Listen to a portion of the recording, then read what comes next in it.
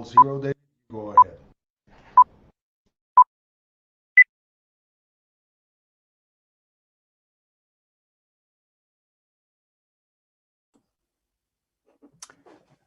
Well, good day, buenos dias, bonjour. Welcome to the final day of this 4-day symposium on the topic of disasters.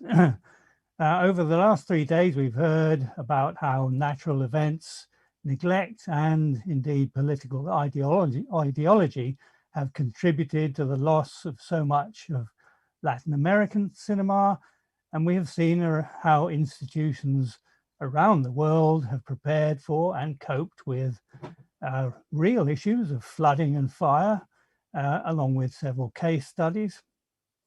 And we've heard about the efforts to raise awareness of the importance of film cultural heritage in order to stave off potential losses. The picture, as it has to be admitted, has been gloomy sometimes. And although our eloquent keynote speaker said at the beginning of the symposium, you can't keep everything. Indeed, you shouldn't keep everything, so please don't try. And perhaps a future FIAF symposium, this could be a topic. What is it okay to throw away? In this symposium, we're looking at how to avoid throwing away our heritage by accident, or perhaps as a result of malign political policies. And we continue this theme today while also looking beyond the strict limits of disaster planning towards something that's becoming an increasing concern in our sector, which is a lack of expertise in this very specialized field, which itself can lead to a disaster of the more pernicious sort, a gradual dying away of our collections. So first of all, first presentation, so some very practical steps that can be taken to help save vulnerable collections. Our first two presenters, Walter Forsberg and Kelly Hicks, are taking online conferencing to the next level by appearing both live virtually and appearing in a pre-recorded video, which is the form that their presentation will take. So I am not going to say anything more. Walter and Kelly, please take it away. Thanks so much, David. Hello, everyone, and thanks for joining us. I've just pasted a hyperlink in the chat to all attendees and panelists. And our video, we pre-recorded our presentation. If you prefer to go out to Vimeo, it might be a little less choppy. It's about a 26-minute video, so we could just see you back here in 26 minutes. I'm here with my colleague at the LEC, Ernesto. Elena and Kelly couldn't be with us this morning, but I think that we're just going to share the screen and play the video after I do some shameless pandering of our friends at Color Lab and at Churubusco Studios in the hopes that we can get some free photochemical processing. But without further ado, I'm gonna share the screen and we'll start with the video.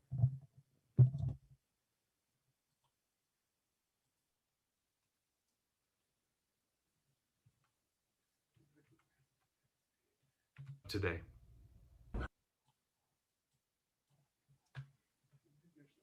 Hello, everyone, and thanks for tuning in.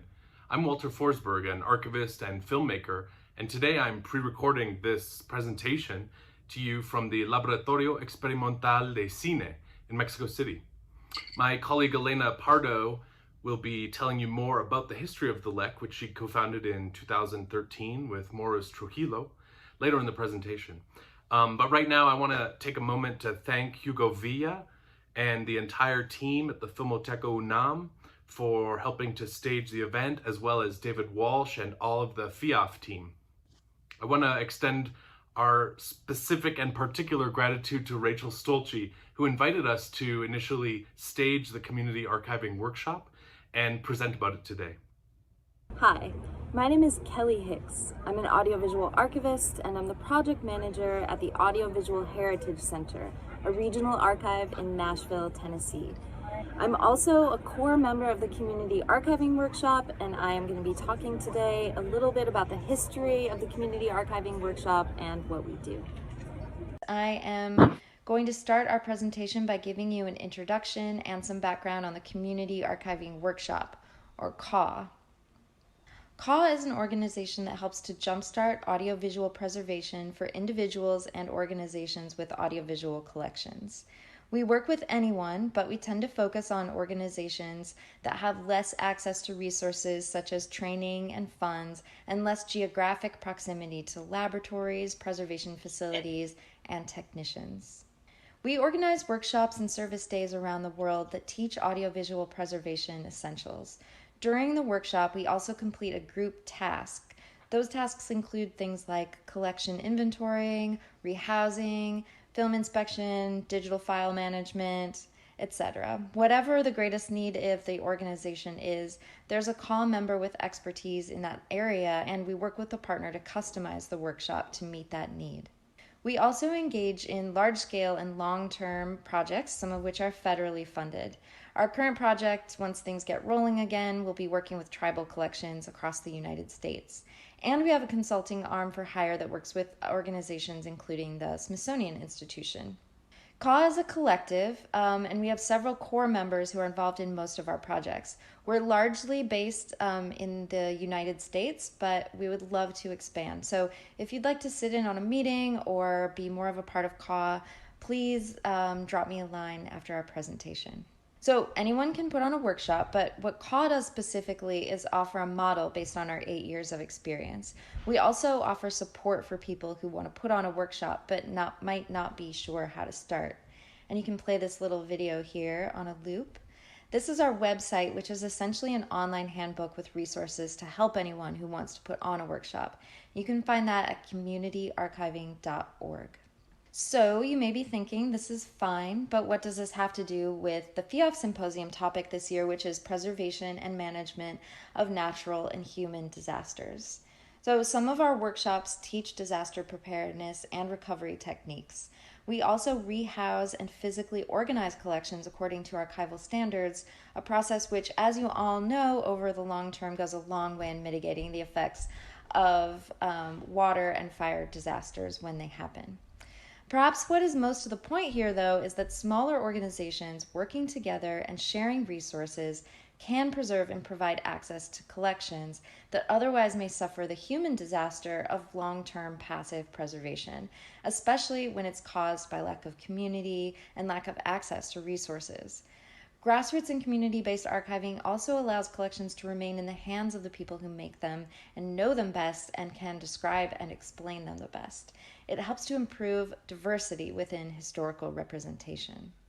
Last but not least, our partnership with Laboratorio Experimental de Cine happened organically, as some CAWs do. So I was in Mexico City in January visiting some friends and visiting some archives, and I wanted to find an organization that would like to do a CAW in conjunction with the FIAF Symposium, because we often do CAWs around symposiums and conferences where there's a lot of audiovisual expertise. I met with Walter and Elena, and Lek had already developed a really solid workshop idea. Lek, of course, already has a great wealth of experience and expertise on hand, so the role of the CAW here was really more to help gather volunteers and supplies and momentum. Of course, the CAW went much differently than expected, and we weren't able to come back to Mexico City to help out with the workshop. So I'll hand it over to Walter and Elena now to talk more about Lek and about holding a CAW during COVID. Thanks, Kelly. And before we continue, we have a word from one of our sponsors.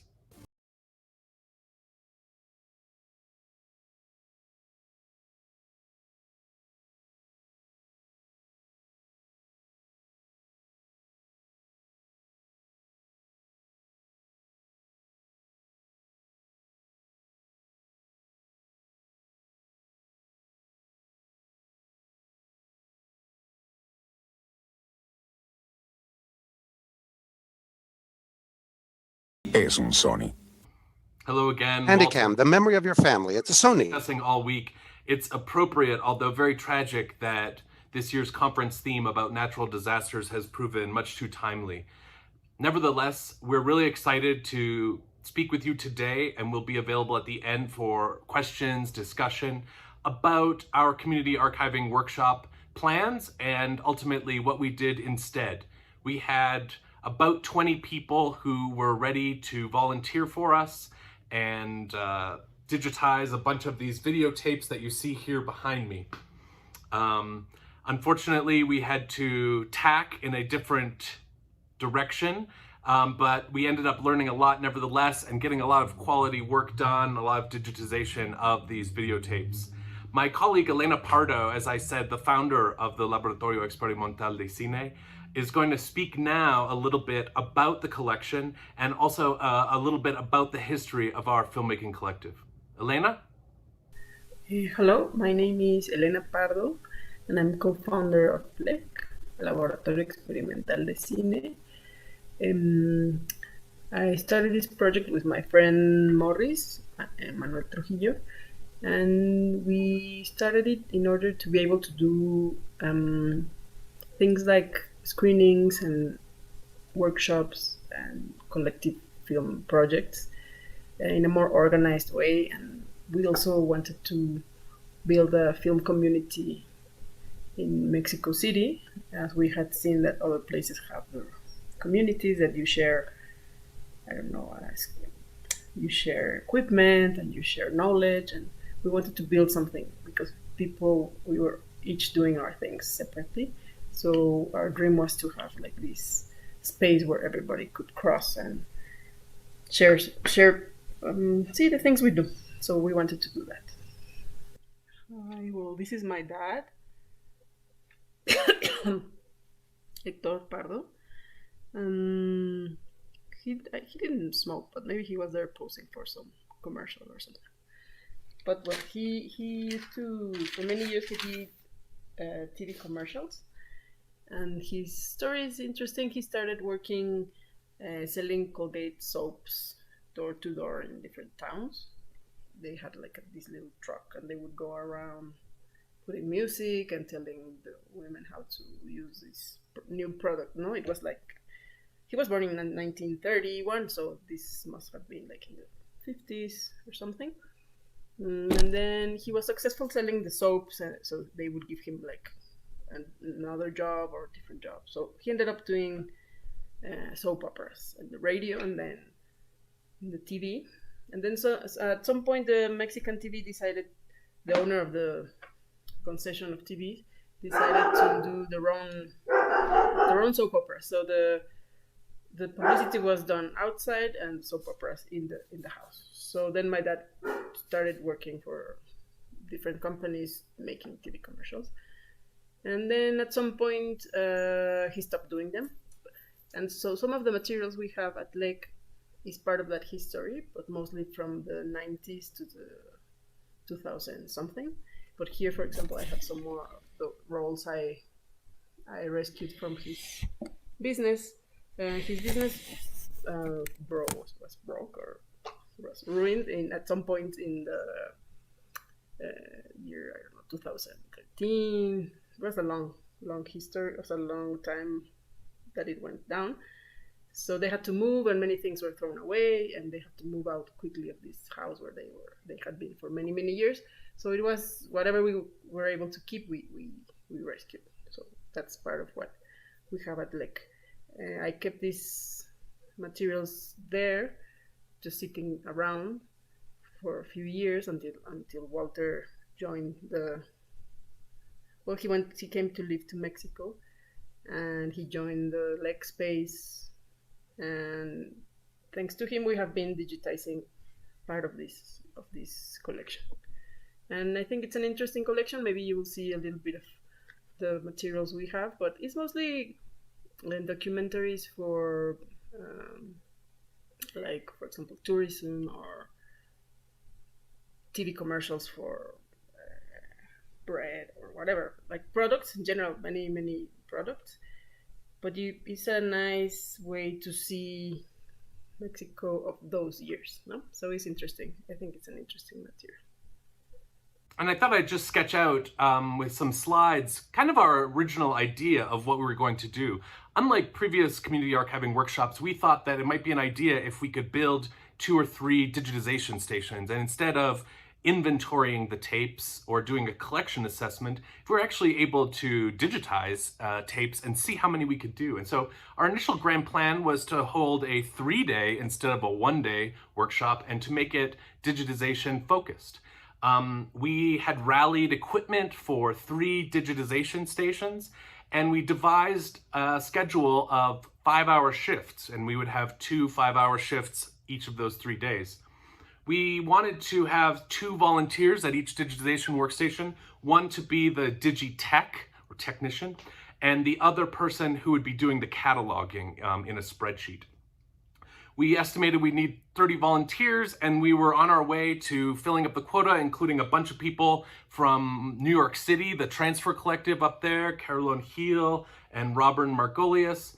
And we were really excited to have Kelly Hicks in Mexico City again. It was going to be a lot of fun. As is obvious by now, that did not happen. And so instead, my colleague Elena and our other colleague at the LEC, Ernesto Arbolera, and I spent several months coming 1 or 2 days a week to the studio here and trying to see how much of the digitization we could get done. We started to find really interesting material and decided that we would share it with the public through a weekly Twitch streamcast of highlights that were thematically oriented. And we called our television program, as it were, Acalare Gonzo Camarena, in tribute to an early television engineer here in Mexico. It was a lot of fun, and we got a great response from people, and all of those episodes are taped and are up on the Internet Archive on the channel of Laboratorio Experimental de Cine. Elena told you a little bit about her father's videotape collection, and I thought that I would just hit some bullet points regarding how we devised different series for the 1,500 or so tapes. We knew that there were a lot of demos by her father, a lot of demos that were not made by her father or her father's company, but rather had been sent in by independent producers, animation studios who wanted to work with her father or be hired by him. There was also a lot of home movies, some of them of the Pardo family, others just orphan material. Of course, a lot of television commercials. Those are some of my favorite things, and we're going to be seeing some of those during the presentation. A lot of propaganda, governmental videos, especially tourism promotion, some music videos, a bunch of tapes labeled stock shots. There were a few interesting TV specials that were produced by Hector Pardo and Produce SA, including one with Ricky Martin in Acapulco in 1996, as well as a lot of documentaries, and again, another interesting subset that we discovered, raw camera tapes of casting videos. And some of the most interesting being casting videos for hands.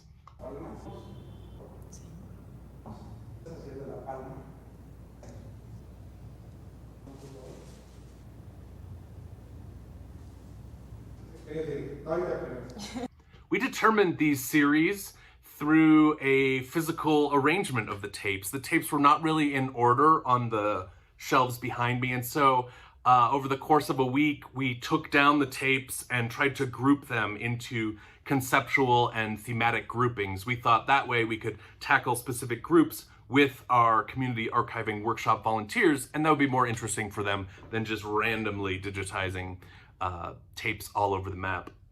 Some of the high priority material that we identified were the demos by Hector Pardo, by his company, also stuff by independent Mexican companies and brands. Maybe less interested, as you see, in corporate videos for multinationals like the Bimbo Company or the De Beers Diamond Company. We figured that those probably existed elsewhere. We were also less interested in electronic press kits and trailers for Hollywood feature films, although certainly that material is important. Some of the coolest stuff, and I know Kelly has a particular interest in this, were 1980s and 90s computer animation demo reels. And so actually we succeeded in doing all 65 tapes that had that kind of material. And that came from both the United States and in Mexico. Really great stuff. Even though maybe it just is an animated logo for a company that lasts a few seconds, it's still remarkable material that reveals a lot about technology of the era. Of course, also the Mexican government productions were fascinating as propaganda examples. And also there were a lot of raw camera tapes of footage documenting Mexico City, documenting different states within Mexico. And that material we found very alluring for the LEC because there's the potential in the future that we could license it for third-party use. Now, before we continue, I know that our friends in the United States have a political election coming up, so I thought we'd share a little something related about voting corrupt political parties out of power. Ya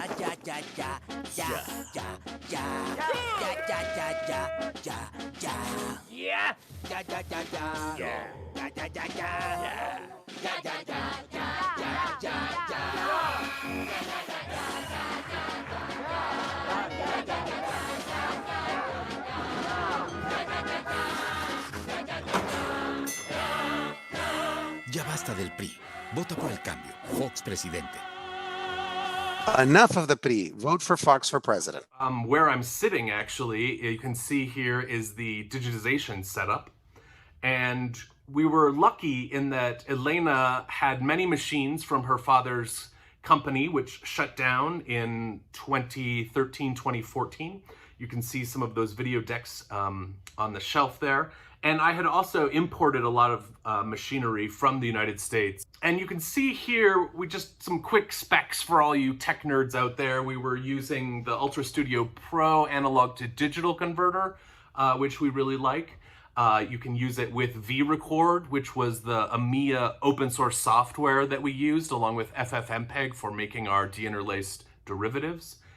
We used a DPS 465 time-based corrector, which was decided basically because we got one for $30 on eBay.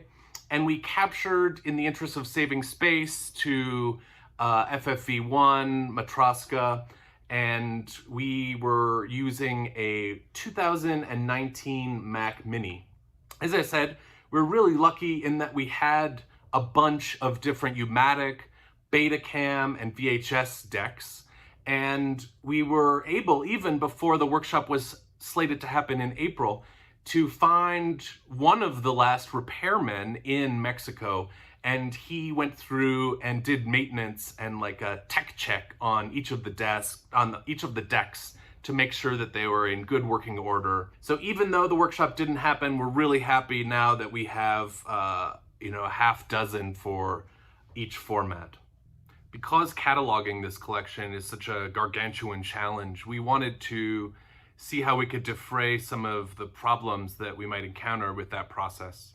And to do so, we developed a file naming convention where we tried to bake into the file name some key information about the original tapes, namely the original catalog number that they had in Produce Essays Archive. Also, often the date that was on the tape or the date when the tape was produced, any kind of title on the tape, and then ultimately some kind of description and designator of the original format of the tape so that if we needed, we could go back to the original. And now we'd like to share some of the material that we found just in thematically organized 1-minute highlight clips. We have a bunch of them, and the first one that we're going to share is from a selection of technical demos, equipment demo tapes that we found. Very fun material, both for specific machinery, but also for some of the post-production houses here in Mexico City.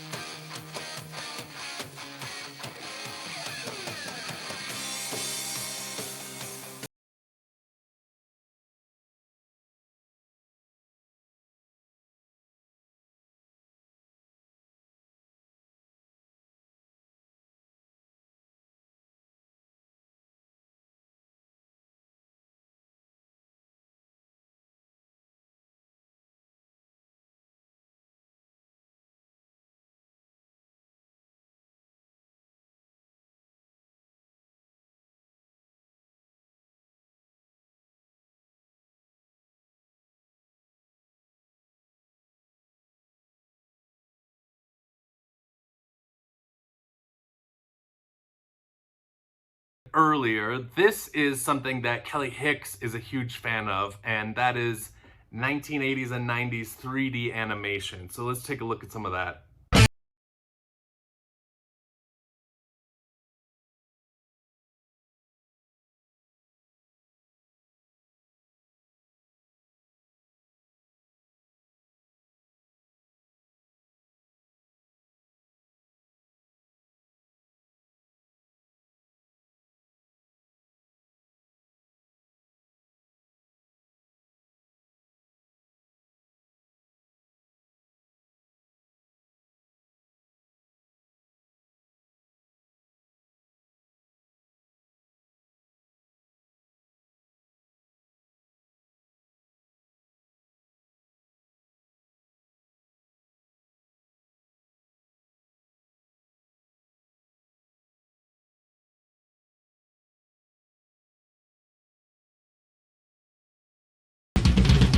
There were a lot of TV commercials for food and beverage products, and we grew to love one in particular. This is a commercial product that was introduced in the 1980s in Mexico and in Canada.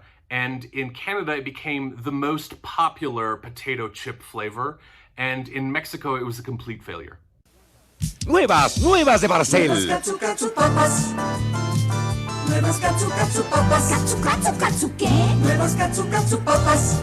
Barcel. La combinación que tú querías ya la hicimos. A las papas The fritas de combination that you've always wanted, we've already made. We added ketchup to your potato chips. Papas Barcel. Nuevas Katsu papas. New Barcel. Ketchup potato chips. Try them. Found really interesting government videos and what I like to call propaganda.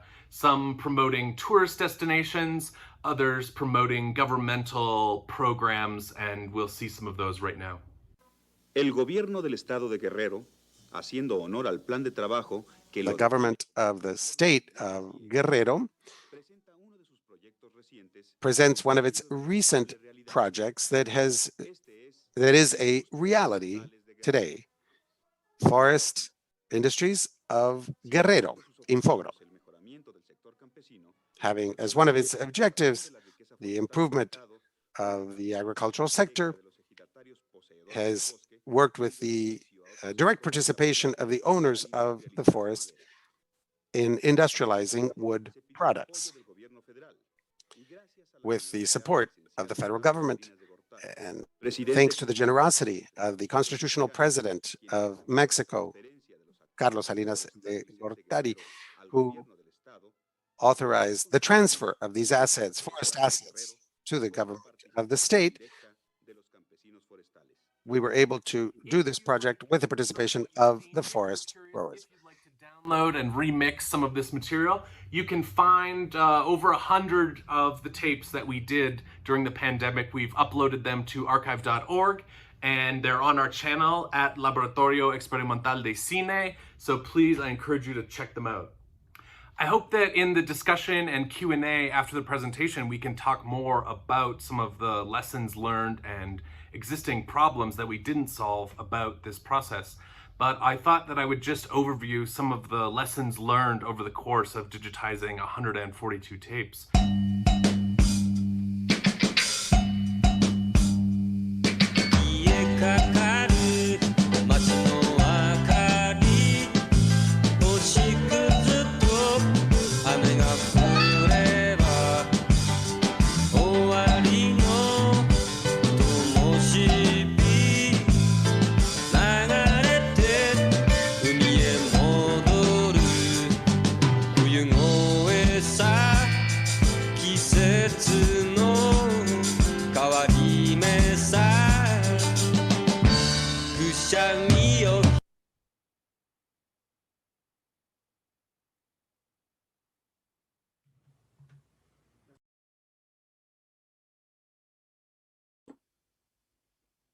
Well, thank you very much, Walter and Kelly, and indeed Eleanor and her dad for that.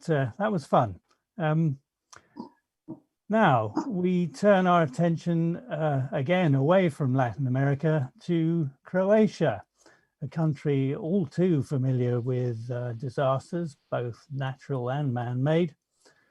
Sasha Tkalet is an expert in cultural heritage risk. He and his colleagues, Alana Bubenik and Tajana Pripic, if I got that pronunciation about right, have produced a presentation, but only Sasha is with us today. And again, here's a running theme. He's presenting his piece as a pre-recorded video. So the floor is yours, Sasha. Thank you, David. I wish to thank the organizers and my colleagues for actually allowing us to be able to participate in this workshop and share our experiences.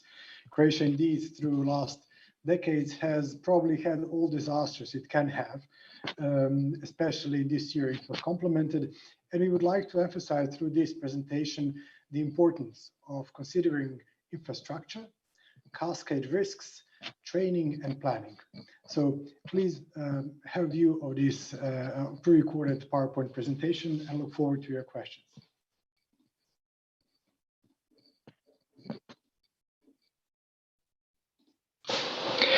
Good day to everybody around the world.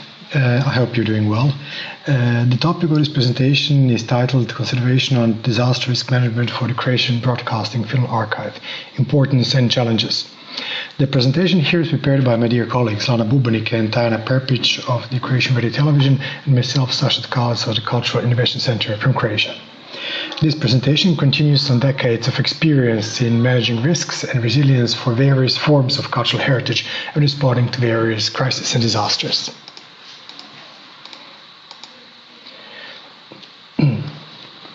Croatian Radio Television Archive is one of the largest and with most unique collections in this part of Europe.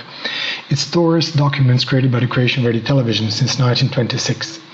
The television is still the largest creator and promoter of audiovisual heritage in the country. It holds some of the globally unique and invaluable audiovisual archival content. In the past, Croatian Radio Television was the only source of audiovisual information in Croatia. The destruction or damage to these archives or individual documents would be a disaster, a sort of a national memory blackout. Film itself is a metaphor and a warning. With film, we communicate ideas, stories, feelings, or atmosphere through the use of moving images. But if these images are corrupt in any way, or a message is lost, or it may even become dangerous or false. In Croatia, many strongly believe that the intergenerational message is stronger than the influence of time. As a small country at a crossroads of larger powers and cultural paths, guarding and transferring our memories to the next generation is perceived as an imperative, key principle and way to survive. Television and radio are the evolutionary achievements of human communication and memory.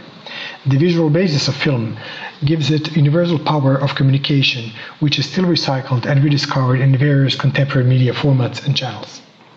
No other entity in Croatia is recording historically valuable documents or archiving it adequately for posterity as much as the public television. The archive of the Croatian Radio Television is our past in real time, an artistic legacy, a stock of the key Croatian identity references, a storage of the original experience of this space and people, a river of memories into which new information flows every day, even today, all day. Archival paradox is one of the many enemies of the broadcasting archives. The purpose of an archive is the reuse of documents, but exactly this reuse is degrading the document we want to save. If we save the document but do not use them, saving is pointless. But the more we use the documents, the faster we destroy them. Public TV is in fact the greatest archivist. It collects, processes, protects and stores information, tirelessly recording around the clock. What we archive today may be even more significant in the future. All of the stored material is considered equally valuable. Inside the archive, time is reversible. We can time travel. We can maybe even predict the future to some extent, learning from the past.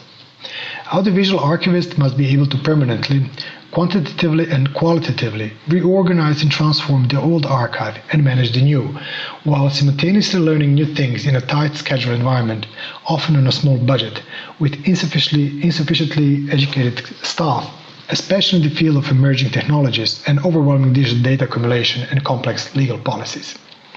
sustainable storage and use, and protection measures for archival material, both in regular and crisis conditions, comes only on top of all that. On the Croatian television, almost everyone operates with their minds in the present. The daily television production may sometimes be a bit intensive and insensitive to the needs of the archive.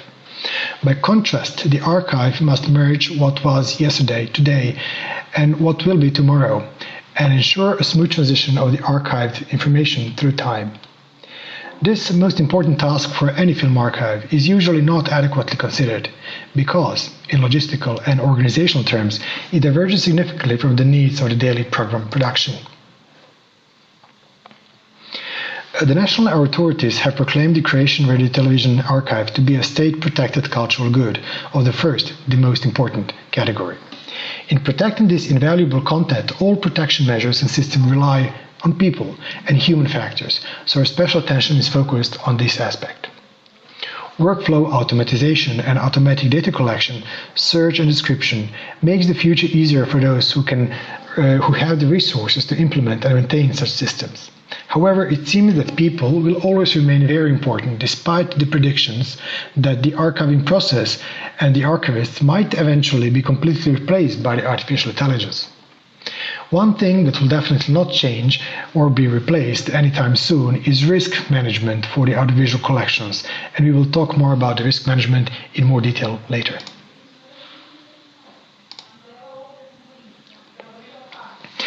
Every risk management starts with risk assessment, which has to be comprehensive and continuous.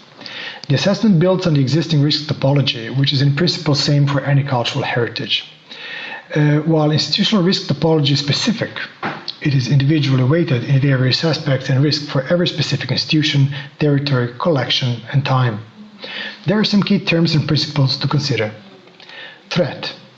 Threat is a natural or human-made event that deteriorates reference values. And reference values are those that are ideal, or technical and organizational, to keep the collections safe. Risk is merely a mathematical measure of threat. It is a number expressed usually as a percentage. It measures how much work we still have left to do to mitigate risks, considering today's technological and knowledge level. It consists of 4 factors: intensity, exposure, sensitivity, and priority, in line with the ISO 31000 standard. The crucial aspect may often be the priority, but this is a deep topic for some other presentation. The primary threats, however, are the least of our problems. What is particularly complex and most detrimental for audiovisual collections are the cascade threats. Cascade threats occur when large incidents and disasters damage internal and external human and technical infrastructure. Then there is no fuel, water, electricity, autonomy, people, experts, available emergency services to employees, etc., because the site of the event has affected all these commonly assumed support and protection measures. So the question is, are technical systems sufficient to mitigate primary and secondary risks? The answer is partial yes, if large or complex threats do not occur, but it is efficient for small or limited incidents. In disasters, most or all system and people employees, as well as the emergency services and infrastructure, are disabled or overwhelmed. That is basically a definition of a disaster. The protection system may be damaged and run out of fuel, electricity, or operators, human operators. The protection systems may provide an immediate relief in fires, floods, but their prolonged autonomy and resilience depends on the crew, the employees, which may become unavailable for days, weeks, or months. There are certain organizational things that can be done so that ultimately no person and no film roll gets damaged in a disaster, and all that with a very small budget. So here are 3 things that are proposed. We can establish solidarity network, introduce autonomous action, and create contingency contract. So 3 things: solidarity network, autonomous action, and contingency contract. Let's start with partnerships and solidarity networks.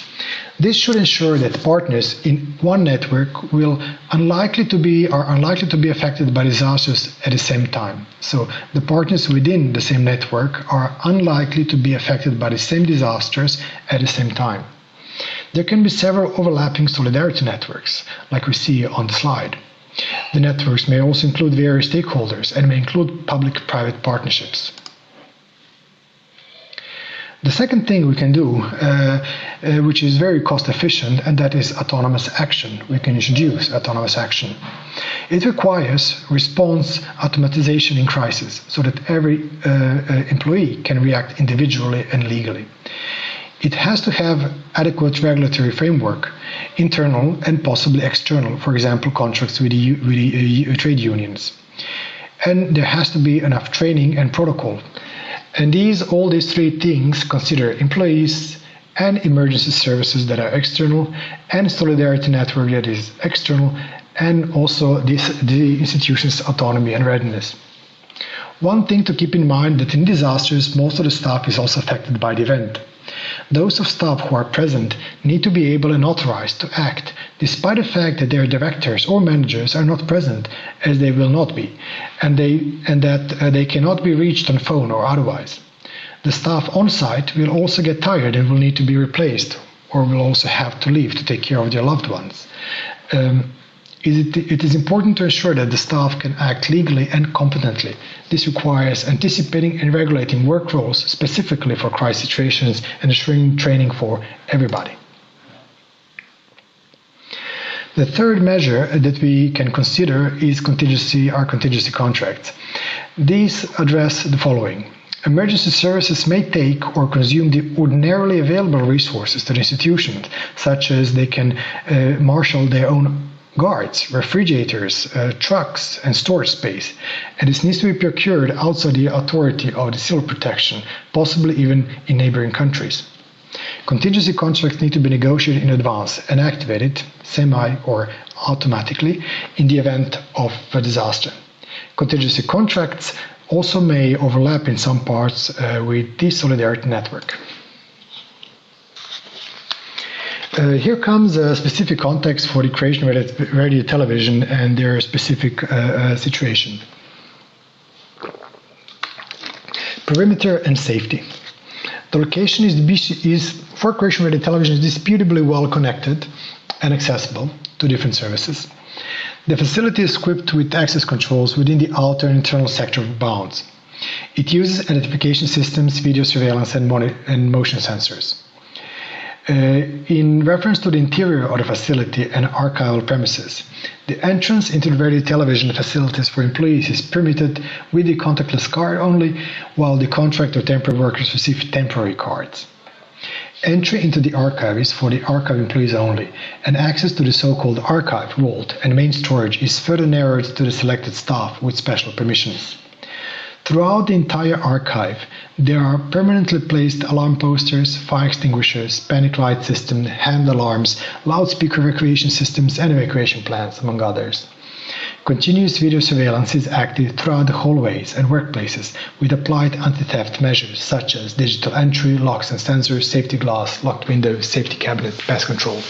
As you can see from the list of these systems, they all do require infrastructure. They do require electricity, power sources, and sometimes the operators. This is why the consideration of cascade risks, the risks that affect those support measures and infrastructure is very important.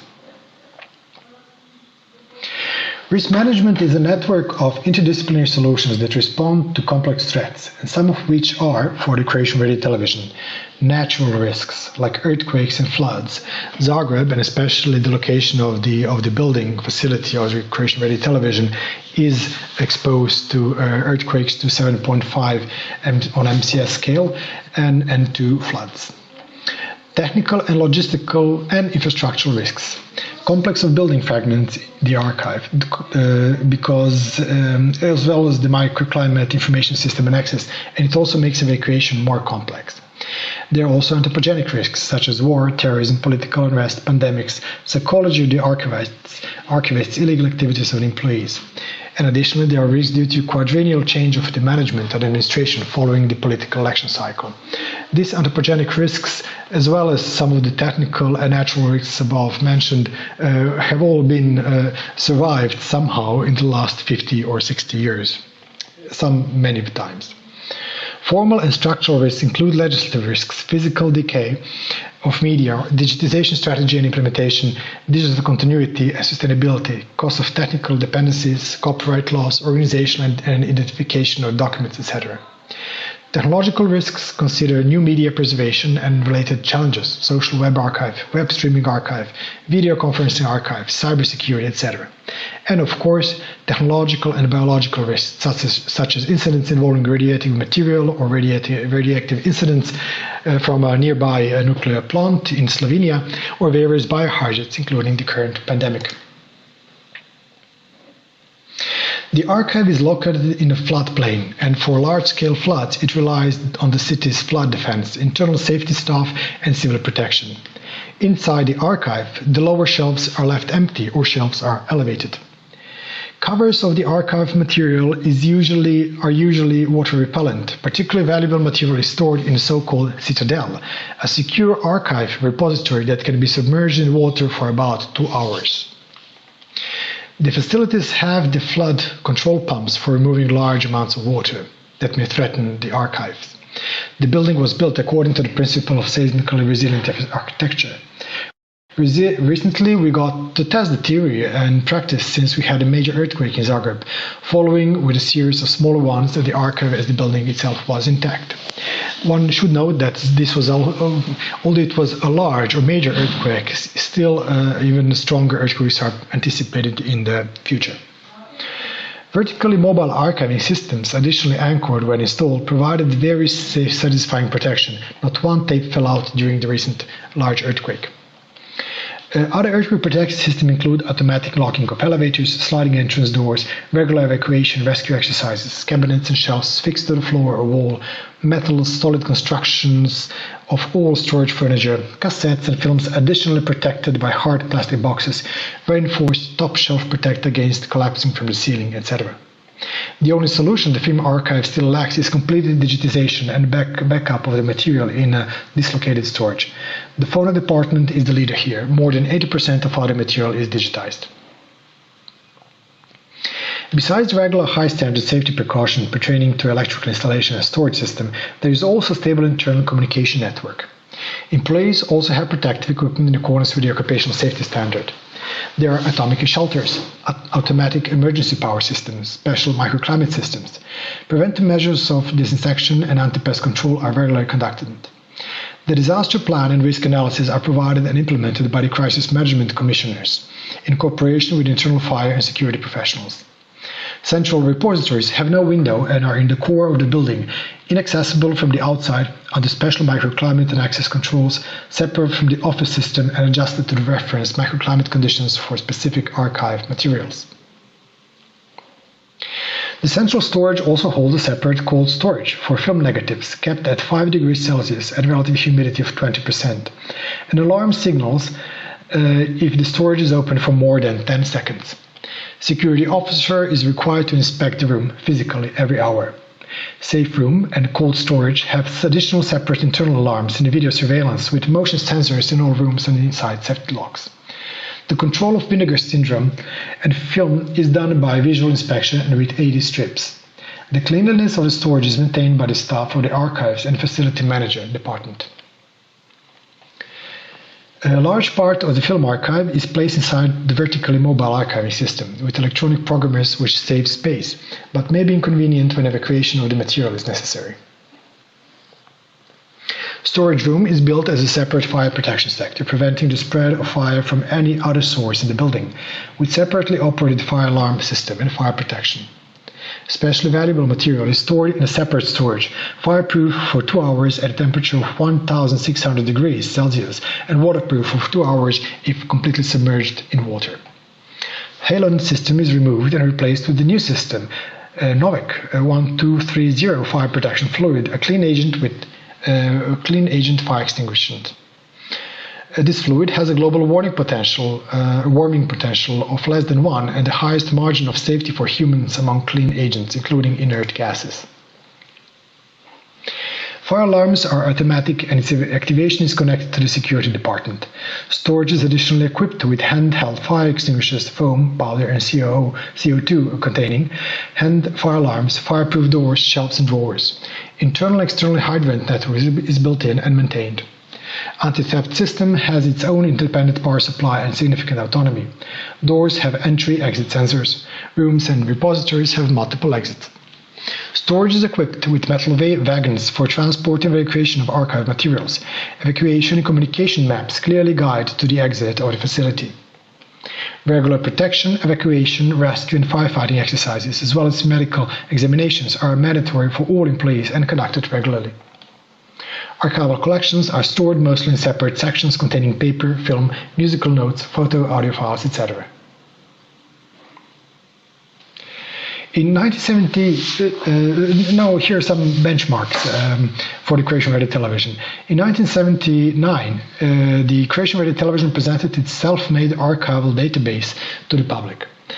Only a bit later, in 1983, it created a database which monitored all digital sections in archival storage, and all contents were marked to ensure traceability and quick retrieval. In the year 2000, the television archived its first digital video document.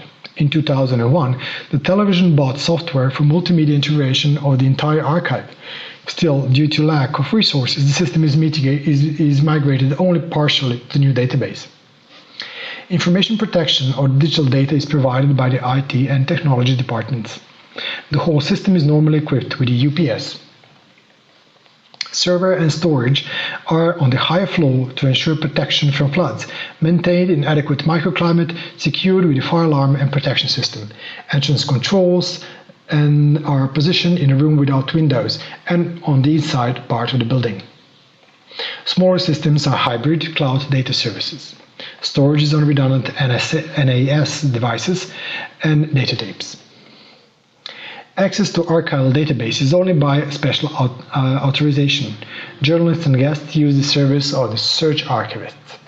Archival databases are only available on the internal network. Proxy server protects the entire business network. All data traffic and every user on the network is under surveillance and strict control, while some systems are completely contained. Antivirus and anti-spyware protection are applied, as well as digital certificates and digital watermarks. Continuously compressed recording of programs and new media is permanently maintained for the purposes of corporate and heritage memory, as well as legal, contextual, and informational value. Maintenance and cost of such practice is challenging because even these archives can become overwhelmingly large. Broadcast material is not confidential and sensitive in a literal sense, but owing a national TV archive's big data gives one the insight that can provide a market or other advantage. In normal conditions, as well as in crisis, these become a matter of national security and identity, including data authenticity security considerations. Digital transformation, including legal requirements, introduced organizational and corporative changes that are user-centric, but this also created many new challenges for the archivists. Digital era has generated enormous amount of archivable material and a new enemy operating through cyberspace. Digital documents have many qualities, but their long-term preservation is a challenge. Therefore, our archiving strategy is to operate in a hybrid world between the analog and the digital. Also, the heritage protection law in most cases forbids discarding the master document, which is analog. The problem in broadcasting system is that technical and IT departments sometimes overtake by opting for the more economical technical solutions, but they are unaware of the long-term consequences of such solutions.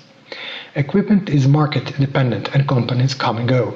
For example, the contracting company that administered the television's archival database has closed, and this caused a major problem in converting to the new system. Due to yet incomplete digitization of the television collections, the master documents are still regularly used for program purposes.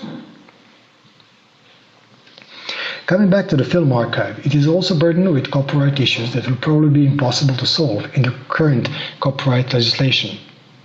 Maybe some of the participants have similar experiences. The web newsroom used to be a copyright infringement bomb because as the system developed and people were learning, the journalists used to send to the archive the materials that had a limited time of use without noting that on the material. Subsequent lawsuits, however, initiated the process of analysis of the stored material and sorting out the different contents. The main problem, as in many film archives, is the tracing the rights holders. The television archive also experienced false rights claim. Did some of you in your archives have similar experiences? At the end of last century, while in the other parts of the continent people worked to create a united Europe, Croatia was caught in a fierce war. This created intense experience on how to react in the prolonged anthropogenic crisis, the war. In terms of program, the secession from Yugoslavia created the need to use more archival material in order to compensate for the amount of programs that was previously received from other studios associated with Yugoslav radio and television. In terms of security, 24-hour shifts and permanent watch were introduced. The windows had been darkened and secured with sandbags. Entrance was even more controlled. Censorship measures were introduced for certain recordings, so additional attention was needed with material handling.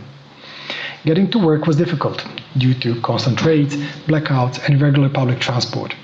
The archive had a huge influx of amateur recordings from the battlefield, which had to be processed and stored appropriately.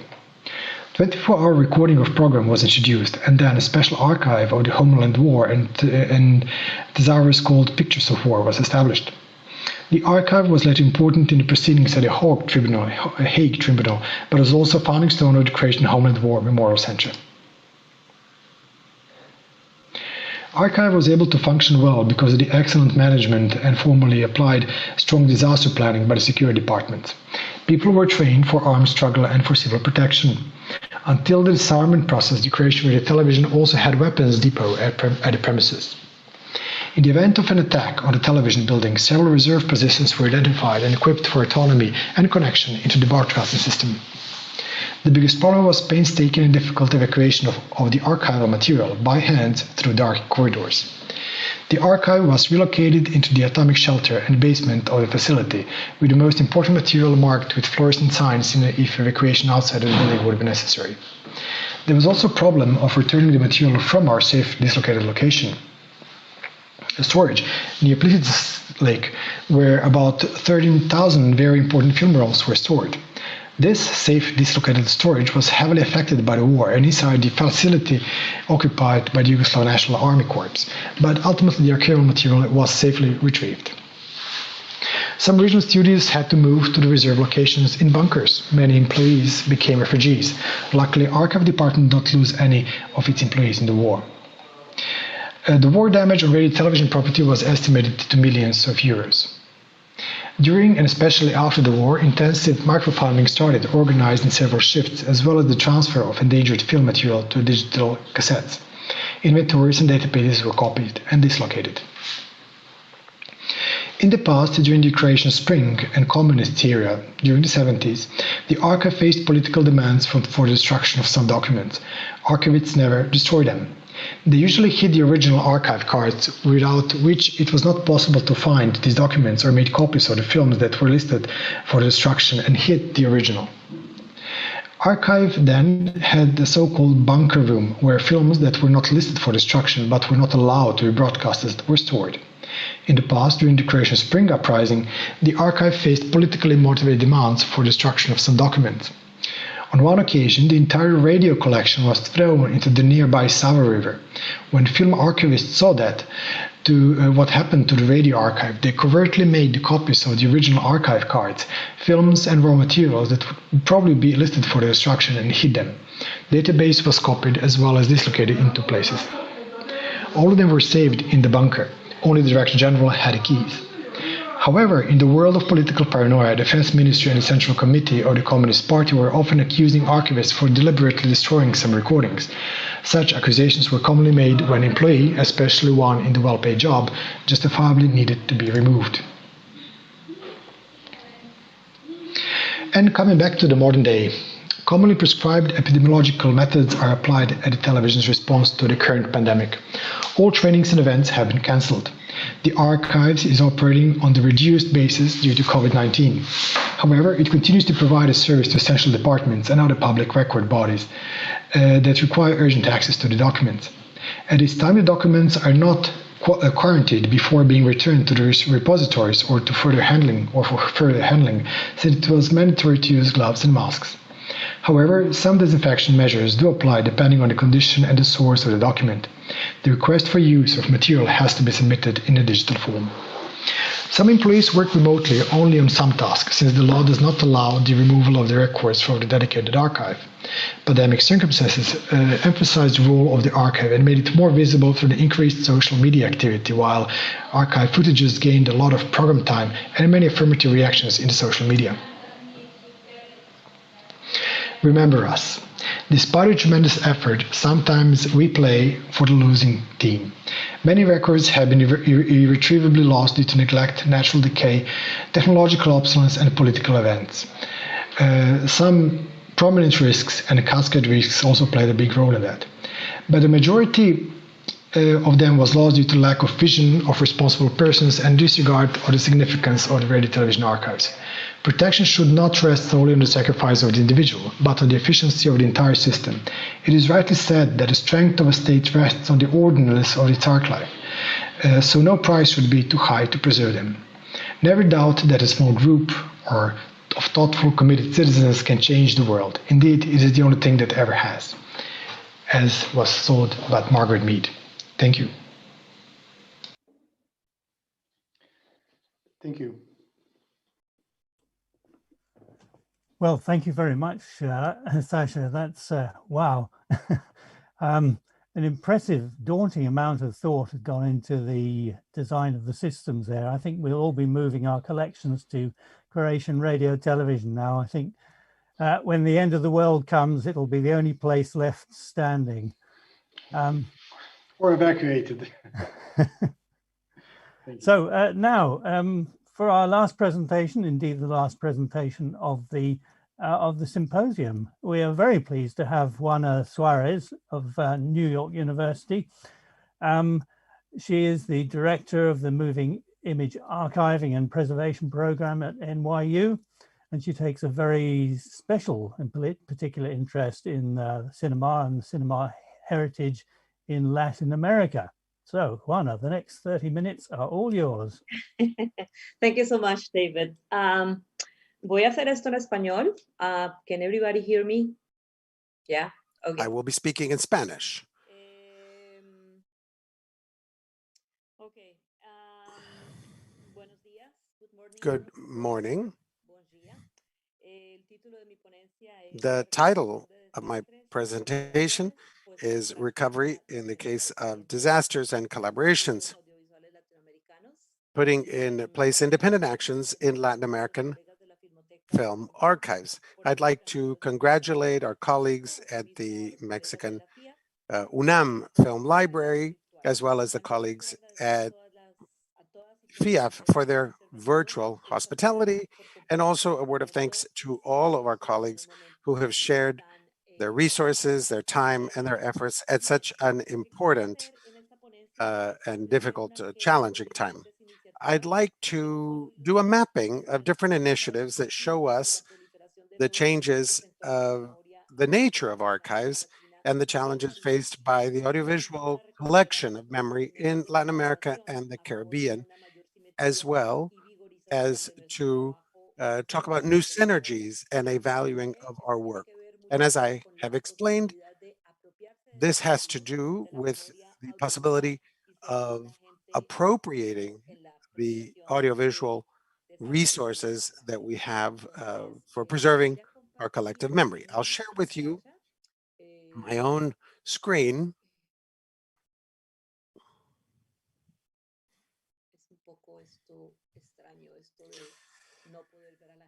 It's a little bit strange to not be able to see you while I'm talking to you. So the process of collaborations and recovery of disasters has to do with visits to some of the main film libraries in Latin America and work done with Apex audiovisual strange to not be able to see you while I'm exchange. And I'm glad that Walter is here because we coordinate and work very closely in this area. This is work carried out with as I mentioned, the audiovisual presentation exchange, APEX, a program that I direct at New York University. This is a brilliant initiative started by Professor Rosa Jimenez in 2008, which had its first meeting in Accra in Ghana in 2008, and then in 2009 and 2014 in Buenos Aires, and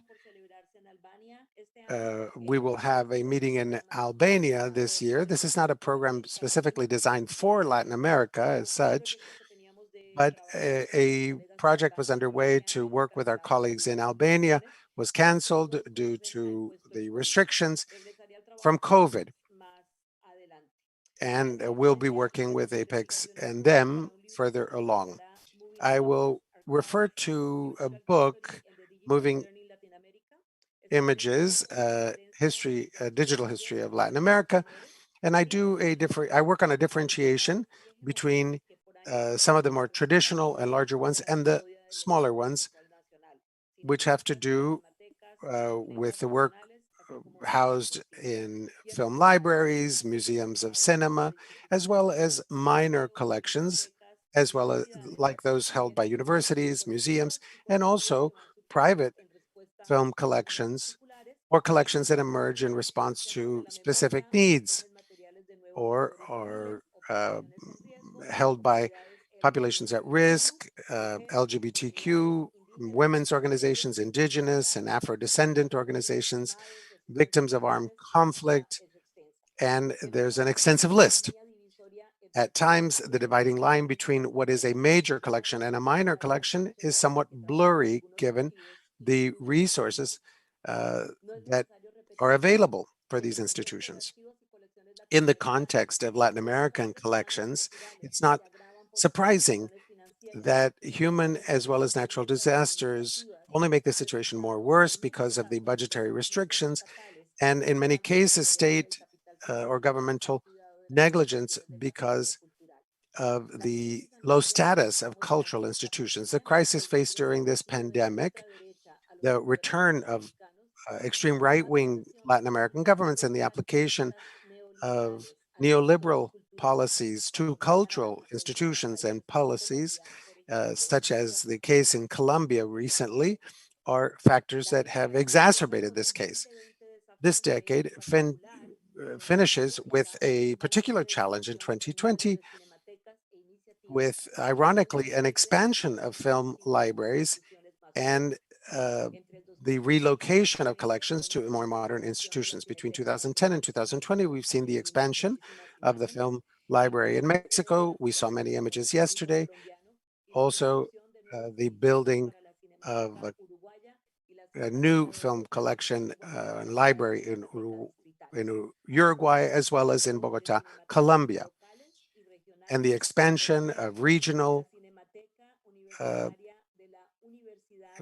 such as the example of the Autonomous University of Honduras Film Library, and another one in Cusco, and other initiatives in regional capitals, such as that in Bucaramanga, Medellin in Colombia, and in San Luis in Mexico. Many of these institutions have developed training programs in all of the areas of preservation and conservation, and gradually are particularly emphasizing recovery in cases of disaster. The online survival of institutions and initiatives have increased the availability of and meant that much of the collections, audiovisual collections, have been stored on the cloud and digitized. For example, the acquisition of platforms for online exhibitions. This deserves a deeper study than the one that I can offer now, but we cannot ignore that the pandemic has aggravated not only the challenges culturally, but also education, sciences, as well as the need for privacy standards that would make for a more democratic internet. During these months, in almost all cases, the internet was not only a great invasion of the private into the public and the public into the private, but was also a great campaign that challenged the survival of institutions. It's ironic when we consider how much has been expected of cultural, artistic production during these months in comparison to the low budgets that governments have assigned to these institutions. From the time before the pandemic, many of these smaller libraries and collections, it was often difficult or challenging even to be able to pay for a simple web page, or much less the membership of international associations. During the pandemic, a lot of live programming has gone on in Facebook and live and Instagram that reaches many quarters of Latin America and makes it clear the need for sharing of resources and finding a more efficient way to coexist and of navigating the economic and political landscape that our collections have to live in. Even though the question is what are the most efficient methods and inclusive methods of collaboration through the APEX program, the pandemic has renewed this call and a question that's very much alive in our own meeting here. This again brings to the four questions about collaborations between major and minor collections. What is the role of FIAF, ITA, YASA, who historically have been the Western imaginary of archive collections? This isn't intended to disregard or to ignore the fact that we know that these associations are already undertaking a number of programs for support and training. The situation in Latin America means that it is all the more necessary today to reevaluate programs, because many of the situations that we have faced recently are now going to be permanent. And we're talking now about the decolonization of film archives and addressing this issue with major and minor collections where we can have a more symmetrical relationships, or following the lines of work that we heard about in the community archiving workshop with Walter. APEX doesn't really, is not a US-based digital that comes with a how-to manual, but initiates contacts and develops work agendas depending on the needs of those archives that host us, but taking into account the activation of knowledge and the participation at the local level. On the one hand, it's clear to us that audiovisual archives bring together a number of generations of work, especially before the shift to a digital landscape, and has a lot of material that is analog. And this is a generation that has worked with many students, filmmakers, and many enthusiasts that are interested in the film collections as well. Latin American film production, experimental film, no mainstream, transmedia film, and those using new technologies are also examples of new challenges and questions for the archive.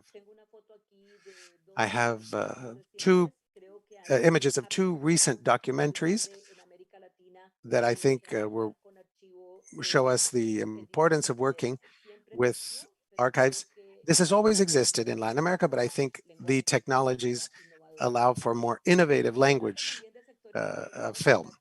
This also addresses the interest of other sectors who work on YouTube or Wiki or open source software in a way of working through Latin American universities and the possibility of getting the network to work as a better platform.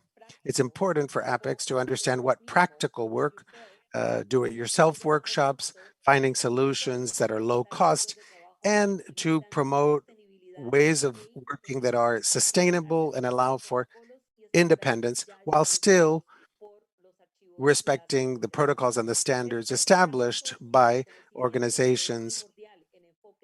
This outsourcing from a more decolonialized model is the basis of our work. This leads us to understand the important association of local associations as generators of initiatives.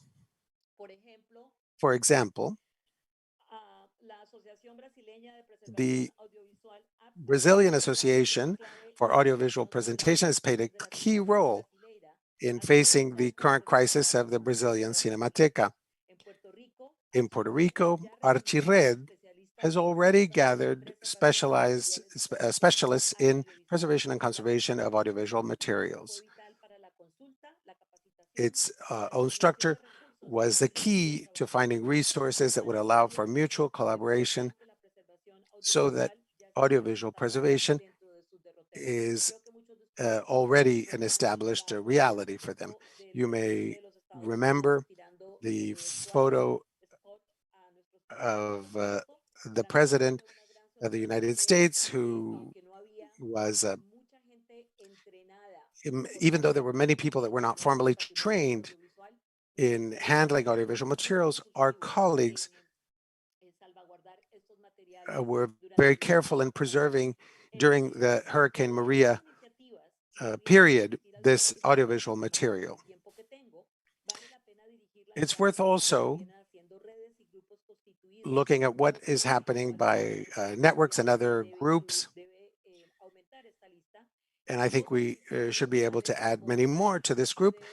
Groups like Arca Video Argentino, a nonprofit from Argentina, PISAL, the Latin American Archive, sound and image conservators, and the network of Latin American Archive. And many of these groups exist thanks to the internet.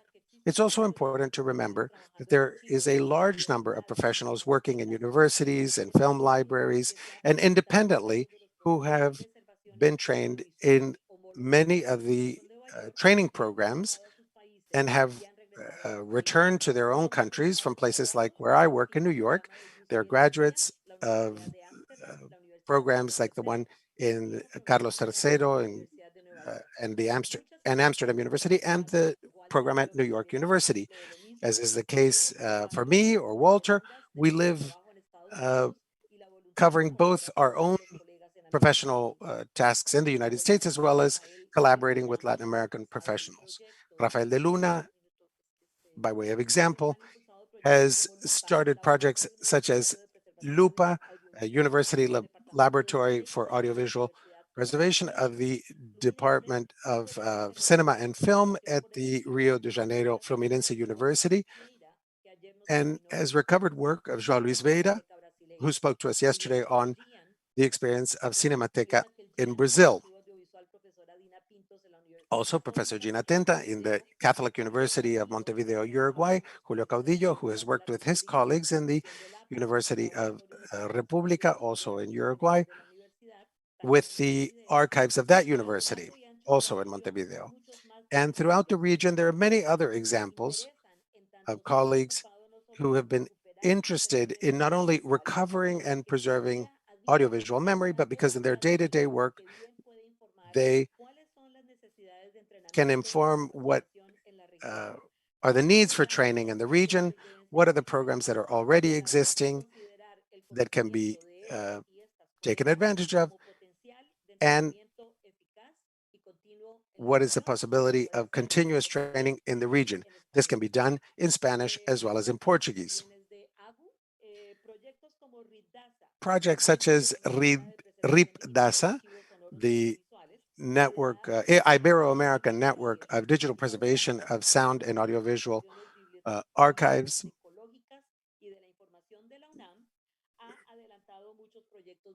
is one such example.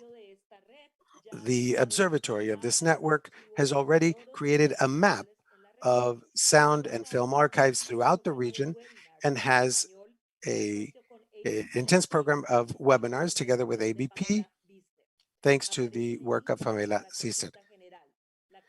They're available online for general training, and today we need to consider these horizontal forces. Amongst all of these initiatives, research is particularly important. Hence the importance of books like Nitrato Argentino, Argentine Nitrate by Carolina Capa, that was presented in this 2020 FIAF Symposium. A great number of works, research publications have been done tied to Latin American institutions, and a more synergistic effort would allow for the translation of these works, but also spreading this research experience to other languages and other latitudes. It's a priority to consider alliances with institutions like the Film Library of Bogota and others that has a program on curatorship as well as publication catalog, to rethink how we can collaborate and to accommodate these hegemonic efforts to support major and minor film collections have been the concern of many in keynote speeches, and to benefit from, and is a priority in a reorientation of the knowledge that exists in the world on these archives. And this is important also in terms of preventing the loss of important material.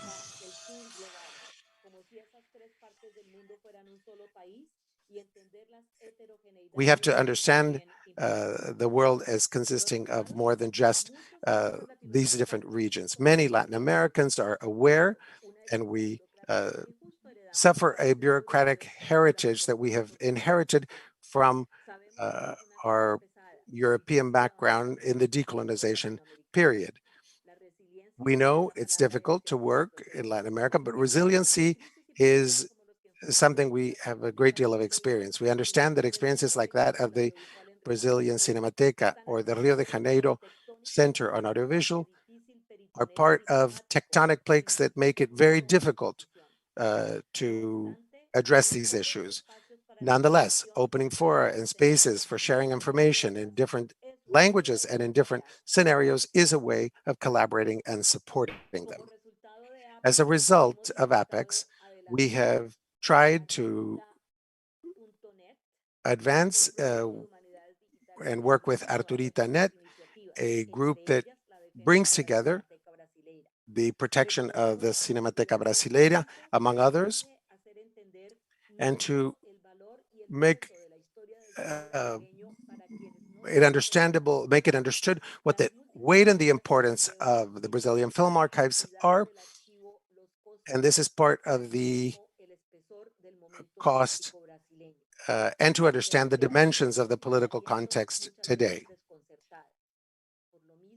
For the same reason, we can be clear in understanding that we need a multiplicity of voices. There's not a small initiative, even though some of the collections are small, and that all of these efforts can be complementary and are important. And in this activation of collections and film libraries that exist in Latin America and that have become more evident in the last decade, all of these initiatives deserve support and collaboration because they are part of a constellation that seeks plurality, inclusion, and access to film collections. All of these tasks represent a great challenge, but as many examples have already shown, and archivists as well, they can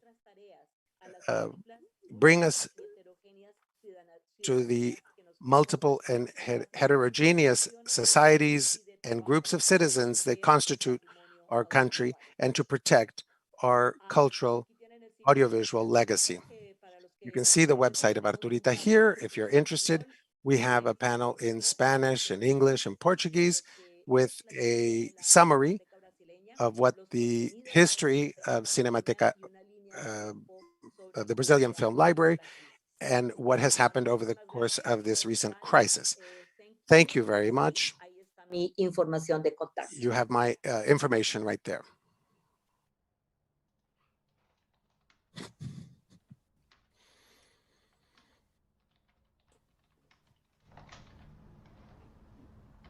Well, thank you very much, Juana. A lot to think of there. So if I can invite our panelists back to the stage, so to speak, and we'll have a look at some questions. Now, we have one question already from Rafael Freire. If anything, this might be addressed to FIAF rather than Juana, but he says, greetings from Brazil. I think that the biggest setback we are experiencing are coming from extreme right-wing governments that cause backlash in tackling climate change and economic inequality. As Juana has pointed out, the world of film archives traditionally reproduce this inequality. I have the impression that that FIAF traditionally does not face this inequality with the seriousness it deserves. Well, we can argue about that perhaps with FIAF. We will live in a world in which the cinema of only a fraction of the countries that produce films throughout the 20th century, for example, already is and will continue to be properly preserved and made accessible. How can we tackle this problem more forcefully to avoid impending disaster? We have these great initiatives such as Community Archiving Workshop and APEX, but what else can be done more widely and systematically by FIAF and the bigger traditional, better funded film archives from the Western world? Well, that's a big question. Juana, would you like to tackle that one? You want me to do this in English or in Spanish? Voy a seguir hablando en español. I'll continue to speak in Spanish. I think that these are very complex problems. During Carolina Capa's presentation, there was a complaint of somebody who was ventilating something internal. And I think of what Carolyn Freak says in Saving Cinema. Latin American countries are characterized by their bureaucracy, and we are quite aware of that. But we need to understand that now the new generations are here, and we can see that from the works that were presented here during the week. And then that are quite welcome, like the ones Elena Pardo and Walter have presented today. And as I said, I think that this is a problem with a sort of diplomatic taint to it, because it has to do with the government. It has to do with cultural budget items, and it has to do with cultural policy. But I think that associations, and not only FIAF, but associations, in fact, the small archive networks have to create windows for education. The situation of the Brazilian Cinematheque is so complex because of the history of the Cinemateca. And I tried to explain the situation to a journalist from the New Yorker, because he just gave up because he found it too complex to follow. So we have to think what has happened with first with the depletion of the Ministry of Culture, and then Regina Duarte, who took a position temporarily. So for other cultures, it might be very, very difficult to understand. We need some more places to talk and to exchange. We need that the positions be open, that we publish, that we need ministries of culture to back us up. We need the other film archives to back us up, so that we feel that we can reach the higher echelons of power and not feel just discouraged and totally helpless in front of them. So we are very, the day for the protection of audiovisual materials is coming soon, so we should do something. We can protest on the streets. Put on your face mask and that'll be okay, but go out and take the streets, and we have to protect our safeguards as well. We need technologies, we need virtual spaces, and sometimes we need money. You know, many small archives in Latin America can't even afford their website for a year. So we need to manage the support. To respond to the question, I think that the effort of the CAW and also of Apex, but specifically the CAW and Rachel Stolce with this year's FIAF Congress is one thing that we can do. You know, we're all together in a city for a Congreso. So why don't we take a couple days and we can really make a difference for a small collection? And it doesn't have to be, or maybe it's purposefully not a national institution. We can really make a big difference when we're all together already. If I might, I wonder actually, there's a certain implied criticism, actually a direct criticism of FIAF in that question. I'm wondering if maybe Christophe Dupin, the senior administrator of FIAF, might be prepared to just say a couple of words to present our view of this. Oh, thank you, David. And hello, everyone from Belgium. As Juana suggested, it's a very, very complex issue, but I would like to set the record straight a little and reassure those who are a bit worried that FIAF doesn't do anything to help archives and countries that are in a great difficulty at the moment, especially in the context of COVID, which has made everything worse, of course. May not always be very vocal about what we do, but for example, with the Cinemateca Brasileira, we have been very active in the background. We are in weekly contact with our colleagues at the Cinematheca. We never basically act without asking them what they think should be done and what they think can be effective. So we have signed declarations or written declarations when they asked us to write public statements about their situation. We have signed petitions when they've asked us to do it. Recently, we wrote to the Brazilian government to ask them for their help, or ask them to help us find a solution to this crisis, etc., etc. Of course, there's also all the work we do with our training initiatives, and I'm sure, David, you can speak about it better than I do, as you lead this program. We have been active in South America before, and we have plans to be more active again on that continent in the next few months. So, FIAF has limited resources like every other association or big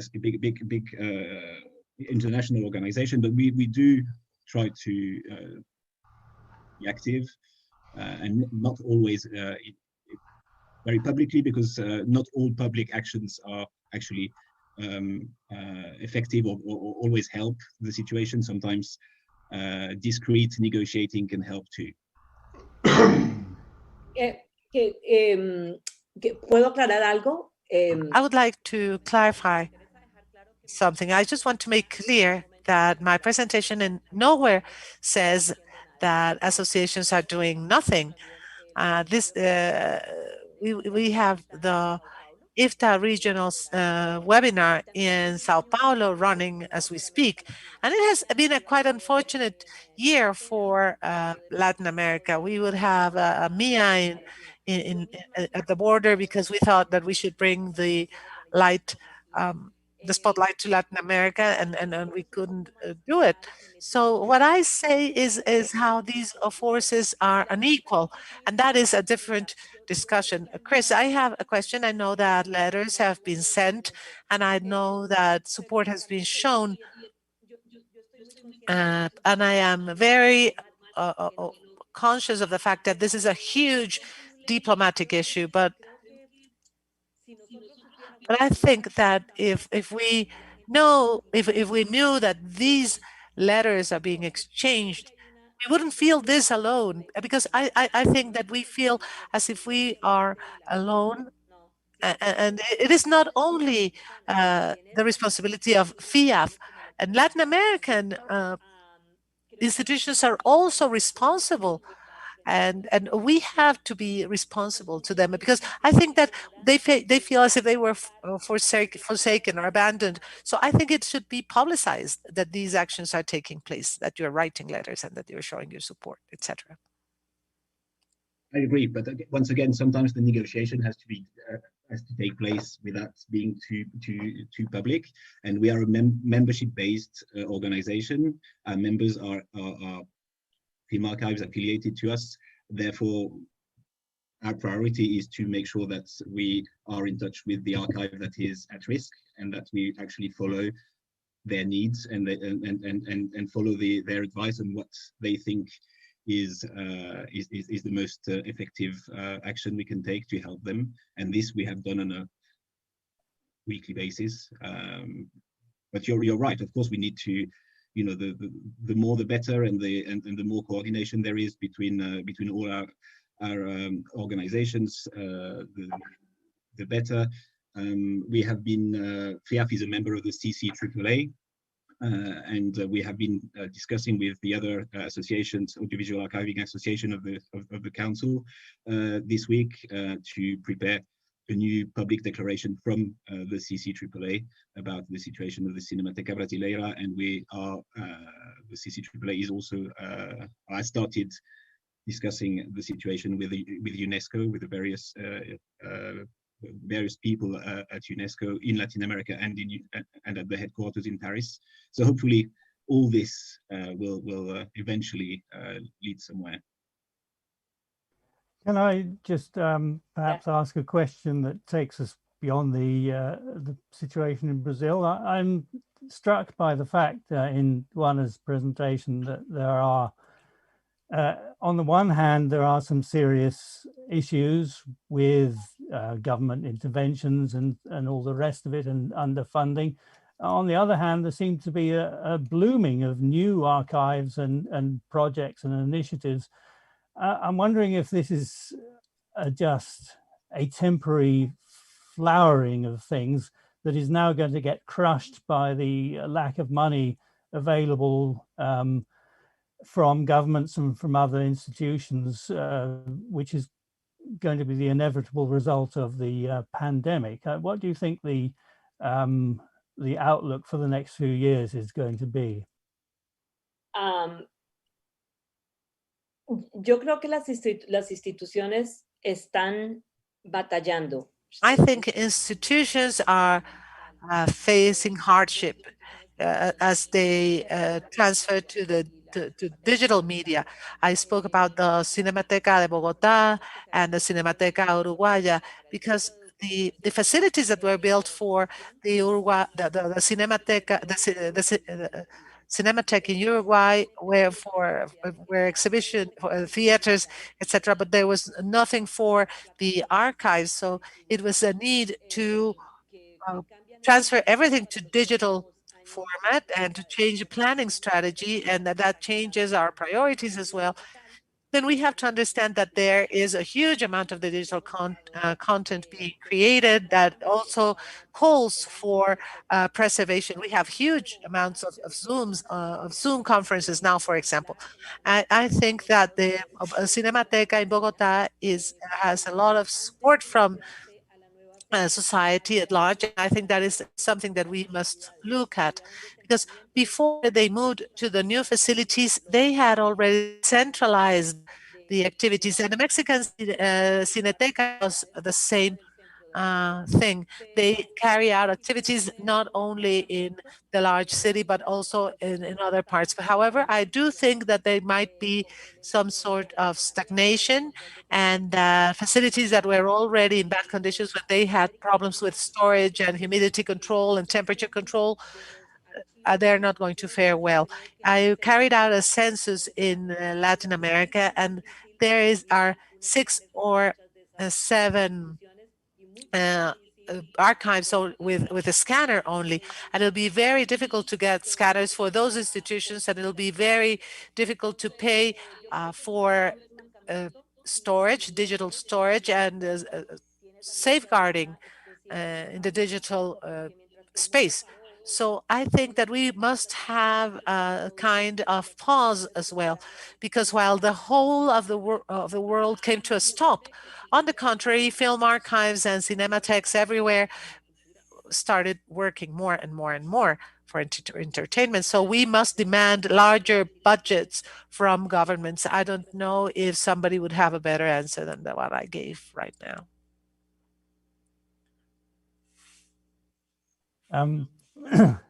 I hear silence. I wonder, I have a question for Sasha, actually, because I'm struck by the thoroughness of the disaster planning in Croatian radio television, but I'm also aware that a huge number of institutions and organizations have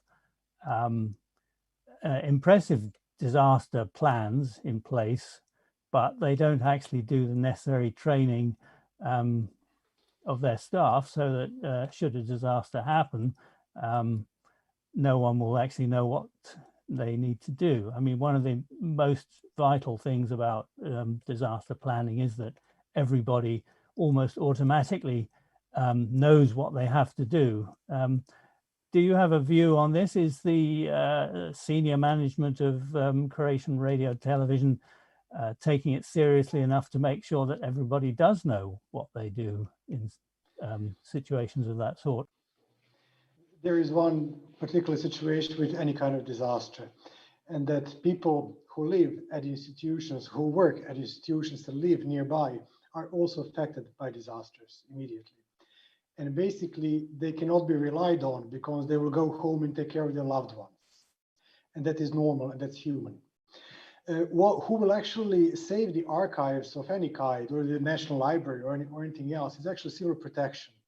And they will not do it immediately. They will do it after a week or two, and that is too late. So basically, what we rely on is that we have solidarity networks. The other colleagues from archives far enough not to be affected by the same disaster and close enough to assist us quickly. And that is the best way to preserve the archives in disasters, because people, they are trained, but they are trained to assist others. And we have to train others, nearby archives, to assist us. That is the nature of a disaster. It affects employees too. So basically, solidarity in that kind of, in that networking is crucial in ensuring good protection for the archives in disasters. Yes. But yes, people should have training, and often this is even scary for people. It is scary to think about those disasters that happen very rarely. They happen once in 50 years and once in 100 years. And usually we don't have individual or personal experience of it. We might see a documentary about it. And this thinking about these large disasters that do happen eventually is scary, and people maybe are not so willing to do that. That is a problem. But of course, this is also an issue to tackle. And especially after the earthquake last in Zagreb and now pandemics, I think people are much more inclined to be ready and to know how to proceed. Maybe I can share just a quick anecdote. I was working for a risk management system at one large Croatian heritage institution. It was not Croatian radio television. And we were preparing for the presidency of Croatia for the Council of the EU.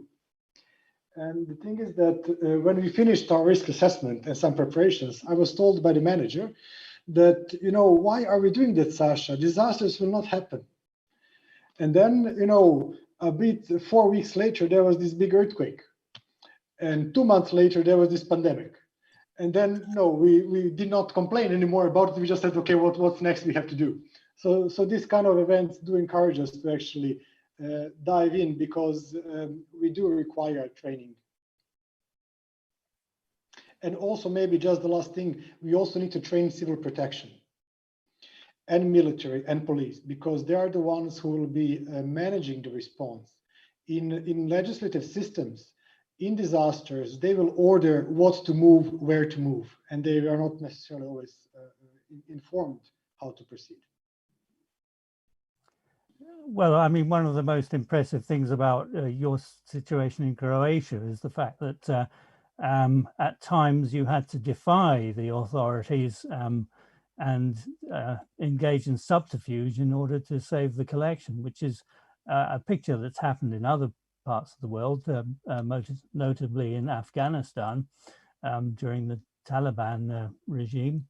So yeah, sometimes the authorities are not necessarily your best help. Walter and Kelly, I mean, what do you feel about the threats to collections? Is it actually the potential disasters, or is it a lack of training and a lack of understanding, which is largely what you've been addressing? Kelly, you go ahead, Kelly. I don't think I have a lot to add. I mean, I think that it's definitely a combination, as well as lack of preventative measures in some cases, especially with like smaller archives, you know. But I also really liked Sasha's point of this being collaborative and a community issue as well, and having systems in place to help each other, and also systems in place where the authorities are involved. So I just want to also just point out that that's a great point. Do you have anything to add, Walter? Yeah, I think, and going back to a couple comments ago and Juana's response, I think it's really important that we have our national institutions collaborate with small groups, with community archives and with community groups, because we're not going to solve things by a top-down approach, as Juana pointed out in her presentation, and I hope we demonstrated. 2 years ago, our filmmaking collective here, the LEC, did a year-long residency at Churubusco Studios in the film laboratory, the photochemical department, where we made experimental films with the laboratory workers for a year. We made 14 films. And it was an amazing experience, an interchange of knowledge between, you know, artists like us here and photochemical unionized staff. And so I think that that's the only way that we're going to solve these problems. And again, I just want to thank FIAF for hosting a community archiving workshop. I think it's a really positive step, and I applaud them for it.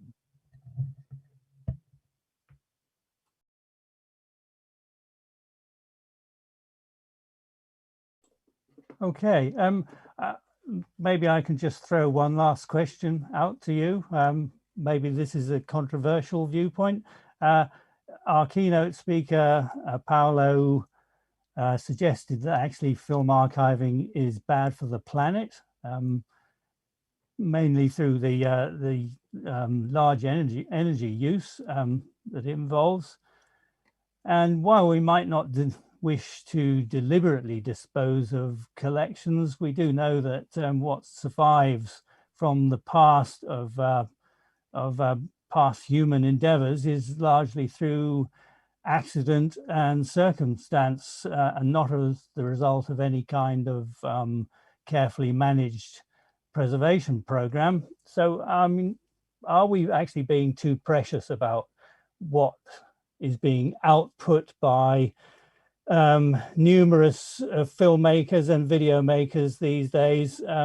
Should we not just accept that when the flood comes and sweeps away large amounts of this stuff, that it's actually going to make our successors in future generations and civilizations have actually give them less to worry about and more to dig around for? So, I mean, are we actually, should we be less worried about disaster and just sort of deal with the day-to-day events?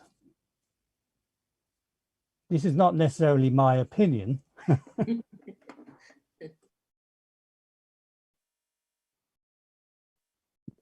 Well, I do think this is a really fascinating topic, and I think that it's something we need to absolutely be thinking more about, especially as archives start to become so overwhelmed with the amount of digital material that they're taking in, and often we just don't have the capacity to even decide what we're going to taken from a camera shoot now. You know, we're taking in this huge amounts of outtakes and footage. And yeah, I think this all comes down to like the really big, important mission that we can all engage in, which is knowing our collections really well and prioritizing what we will preserve, because yeah, the environment, this is a real world issue, and it is complex, but it can't be completely ignored, you know, as we're stated. But when one knows one's collection really well and can prioritize those activities, like I think that's really important. And again, having like a structure, like as Walter mentioned, that's not completely top down, that means that we can, you know, it helps to ensure more equity in what we do intentionally preserve, that more and varied, you know, perspectives are preserved. But this is a fascinating topic. Yeah. And I also feel that it's very important. I mean, for me, the issue of lobbying, and this is, I really want to overemphasize, my words are not intended to bash anyone or the work of anyone, are just intended to see the significance that any minor initiative and the impact that any minor initiative might have in transforming the way people see cinema, the way people see cultural heritage. Fracking is more difficult for our countries than what is happening with film. We don't even have scanners. A lot of archives do not have digital storage yet. So we're certainly not the ones that are polluting the environment, but let's ask what foreign companies, with the support of Latin American governments, are doing to natural resources. That for me is more dangerous. And so I think that I think that we really, this is why it's important, every single effort, things such as the initiative that Elena, Walter, Kelly are doing in Mexico are an example of this, of the significance of minor archives, because minor archives are also doing the job to educate a lot of people. We cannot keep everything. We have to learn to take care of our own collection. Yesterday, the presentation from our colleagues in the Brazilian Cinematheque, they are in the Fluminense University. They are leaders in developing a theory that even at places like the one where I work, we are not there yet, in making producers and students that are studying production aware that they are responsible for safeguarding those materials. And I would say environmentally conscious safeguarding of those materials. So I think that this is why it's important to listen to our countries, to listen to those archives, to listen to those educational institutions, and bring them to the same level of hegemonic knowledge. Because obviously, I think both in places such as Croatia, Albania, Africa, Latin America, poor parts of the United States, Canada, Native American communities, there are people that need to learn more, but there are also people that know a lot, and we have to capitalize that force of knowledge for positive transformation in the archives, and that includes the environment. Well, I think that's probably a good note to finish on.